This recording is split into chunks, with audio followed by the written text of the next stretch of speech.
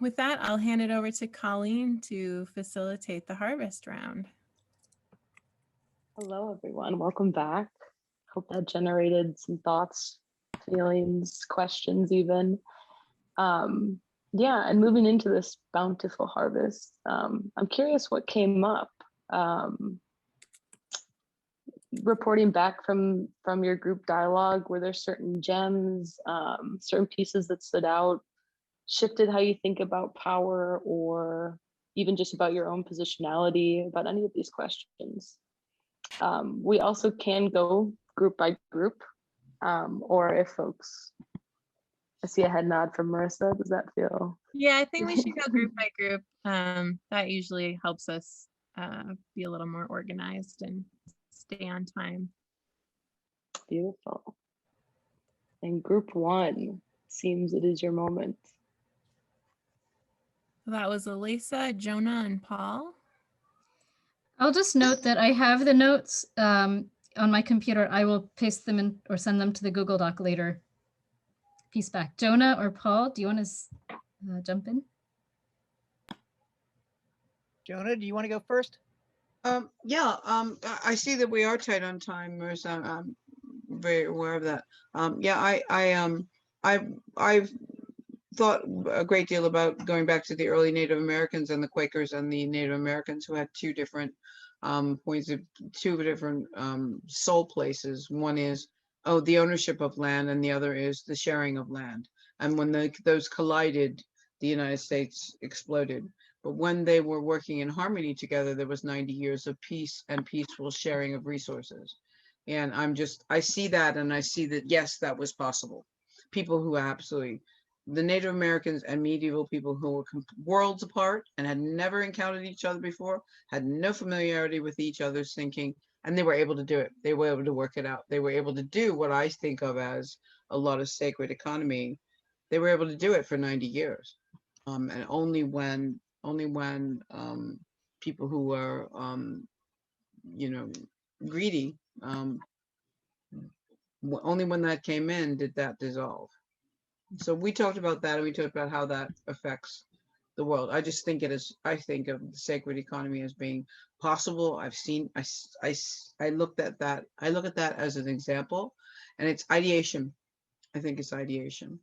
So simple, a child could do it. Thank you, Jonah. The point that I brought out is just if we measure, moving away from just measuring GNP, if we really measured the extraneous costs, right, of the cost of a hamburger would be $250. So sometimes it's as simple as accounting for, as Bhutan has their index from happiness of the social progress indicators. So what we measure really matters too, and where we're headed as far as from a sacred economy. Peace back. Thank you both. I think, yeah, there were just a few pieces I just want to reflect back. There's something about thinking just about that ownership of land, though, that I always want to tie back in of the commodification of nature, of this actual of this life source, as we talked about earlier in the poem that I think you touched on really well. Yeah, in group one. So thank you all for your aspects. So for group two, we have David Cobb, Janice Lynn, and John Duvall. And I think it would work best if just one person shares for each group for the interest of time. If Janice, you took the notes. Why don't you do it?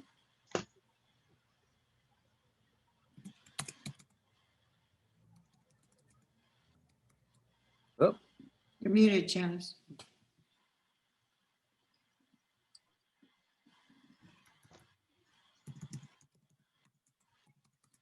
Janice, you're muted.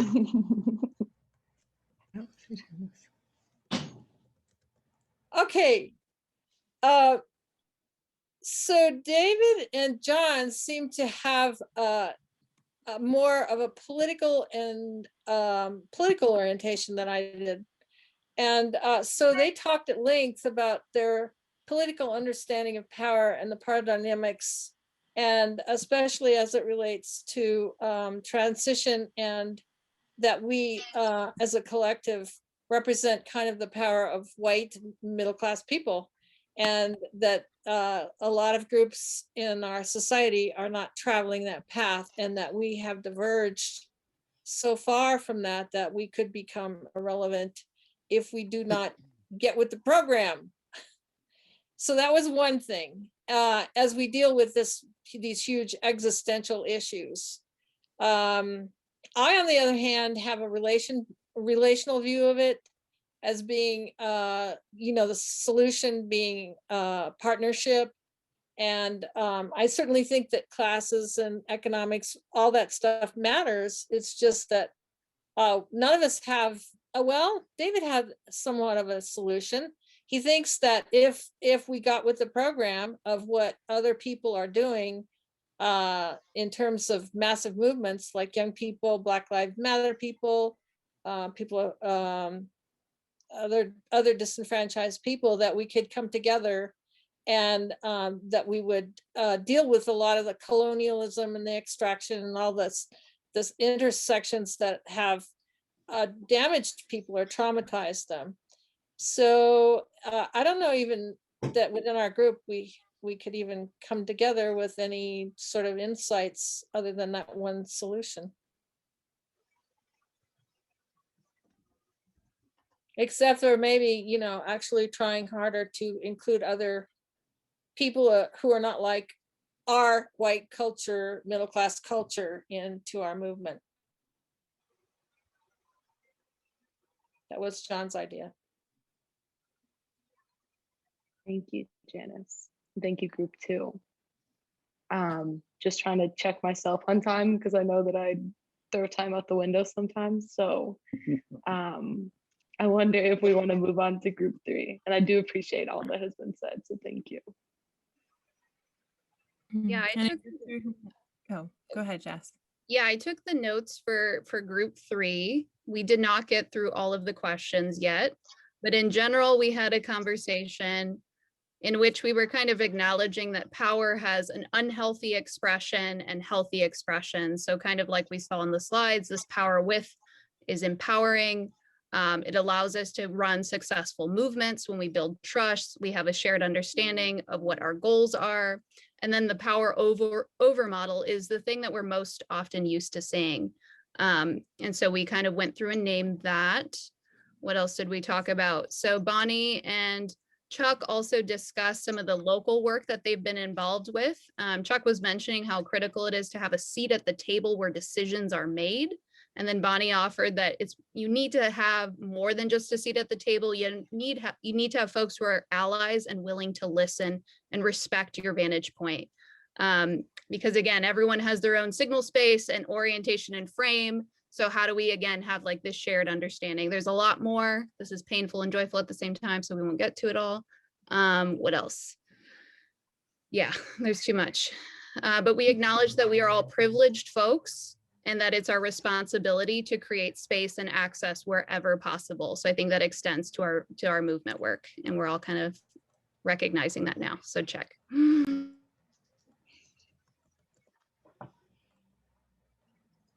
Thank you.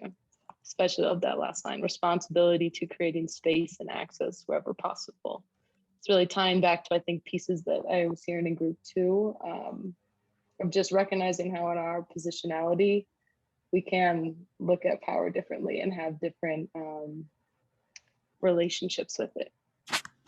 So on that note, group 4, love to hear from someone.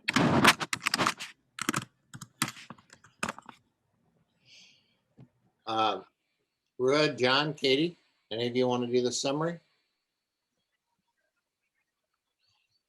Are you up to it, Mark, as our note taker? Okay, all right.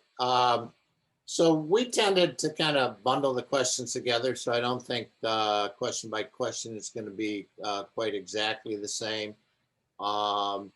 In defining power, we talked about things that exist already, such as white power, just by the simple fact that the word white, at least in this country, has a above normal power recognition or associated with it. I listed power as simply the ability to make change. And the other one that was pointed out was that, leadership, you need leadership. it doesn't connote power as long as it's a shared experience. So the idea that, a group needs a leader, but it needs to be, for all practical intents and purposes, through a sense of unanimity among the group. Unique positionalities. Not sure we really understood this one, but we listed things like teaching. Some of us are teachers, white, gender non-performing, student, single mom, neurodiverse, are all unique things that we bring to the table. Related to power, how do you relate to power? One was being an intentional disruptor.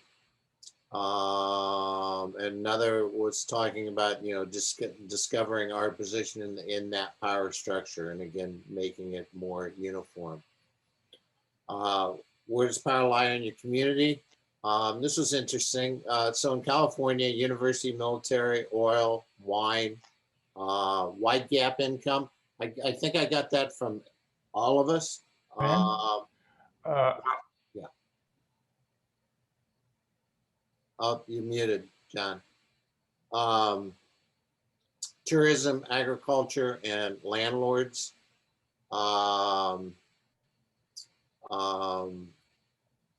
Interesting, farming in all of our communities actually was a substantial contributor. And I think that's really kind of it. That kind of sums it up, I think. We didn't get to finish. Thank you, Mark. I also just have a quick question, Marissa. How many groups are there? We have just 5? 2 groups left. Beautiful. So group 5 is Joanna and Shari, I believe. And Don? Yeah, that's what I thought. He's not showing up on my list. Yeah, Ah.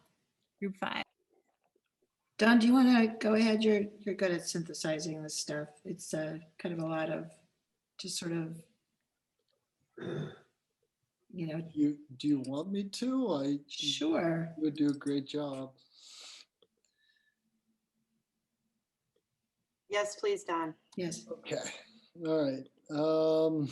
Let's see. I wasn't prepared. So we only really talked about the first 3 questions because we ran out of time. Defining power, ability to influence or impact. We talked a little bit about different kind of types of power, some kind of power is a positional thing versus kind of more personal or authentic power. And so the way that we perceive our own power is sometimes distorted as well. Sometimes we think we're disempowered and we really have a lot of power. Sometimes we think we have power and we really don't. I think we all came to consensus that we benefit from tremendous privilege in many ways. Certainly not to negate that, but also there's some kind of different dimensions that are not recognized in terms of kind of oppression. One of them being kind of neurodiversity versus being neurotypical. We talked a little bit about that.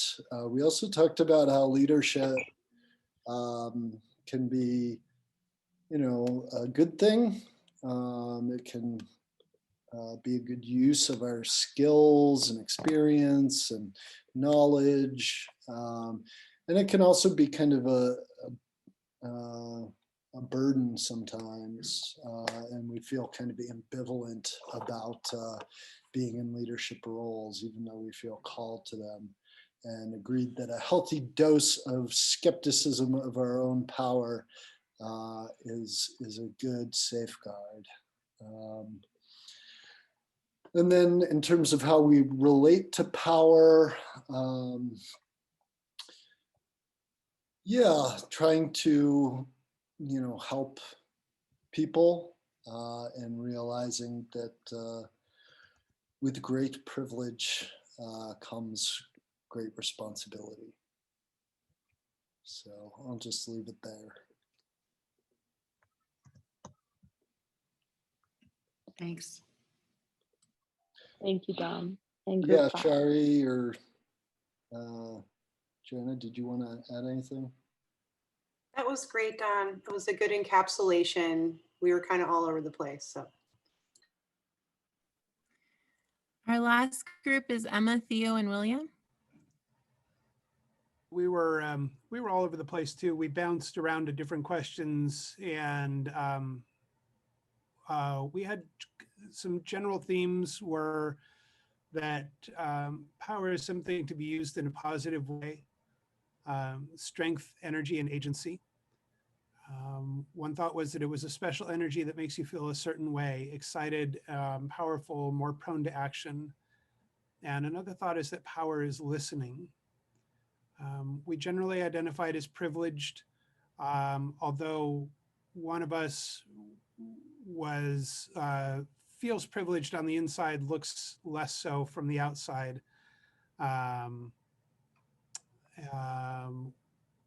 Relating to power as the ability to bring attention and awareness and power to others who may have less power, using power to empower. A couple of us said we try to avoid power. One had said that is both to their detriment and to their benefit. Another avoids positions of power, often ends up in them anyway. And another theme was about leveraging, making connections, and the thought that the kind of people we attract to and in our group makes a big difference. Attracting people who have power and getting together with like-minded people to get things done. And one of us noted that ideas of permaculture and transition towns are being embraced by elites, and that this may well be a good direction or a positive direction that we're headed in. With 1 minute left in the meeting, I will pass the piece back. Thank you, William. If Emma or Theo has anything to add, you can do that, but yeah, sorry. You're so good. We do have, oh, sorry. I just want to say that the thing about listening is really rich, I think. Like that person who's listening well in a conversation has power.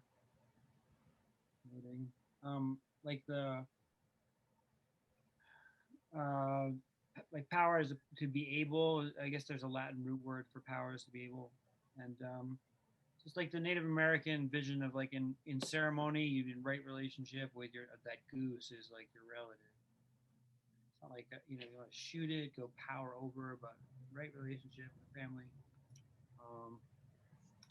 That's where it's at.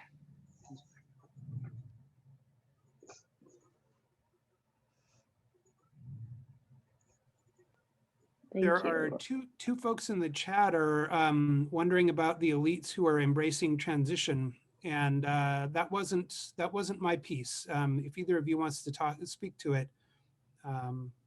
I wonder if we can flag that conversation for later after we close, if anyone wants to stick around for that, or in the chat, but just, I know we have at least 10 more minutes of content and I don't want to keep folks too long right now.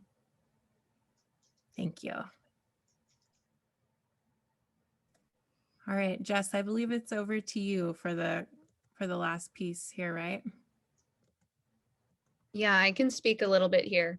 So I just want to acknowledge that this conversation needs to continue. We have not covered everything, so the work continues. And so I want to direct your attention to tools or two approaches that can be useful to continuing this work, and hopefully you bring it back to your communities. We have some strong examples of folks, and I'll do a shout out to Cooperation Humboldt and their power analysis and the ways in which they've been able to move and work in community. But for a lot of folks who are just beginning on this journey or looking to start these conversations, know where you're coming from. Recognize your power and your privilege, recognize your access, identify your networks, do a bit of mapping so that you know the skills, gifts, and again, entry points that you have to these institutions and halls of power, and you know the best way to leverage that.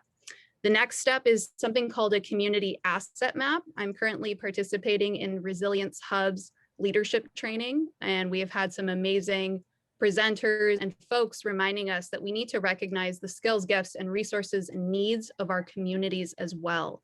So how do we go about mapping that so that we can find a way forward? Again, the point isn't just to have continual conversations and keep things in an intellectual sphere. We need to take action. So we need to look for models that we can replicate. We need to look for toolkits, but we also need to hold the unique context of our communities so that we're not perpetuating oppressive power over responses. Because again, this is the water that we swim in.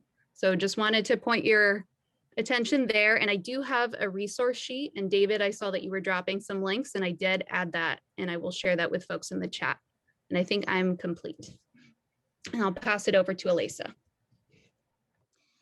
This is another tool here called a Power Cube that you can use. And power analysis can feel so big. The times when you might want to use a tool for power analysis include when you want to look at your own group's mission and vision and purpose, or maybe when you have a particular project, maybe you have a local food project, maybe you have some event that you're planning.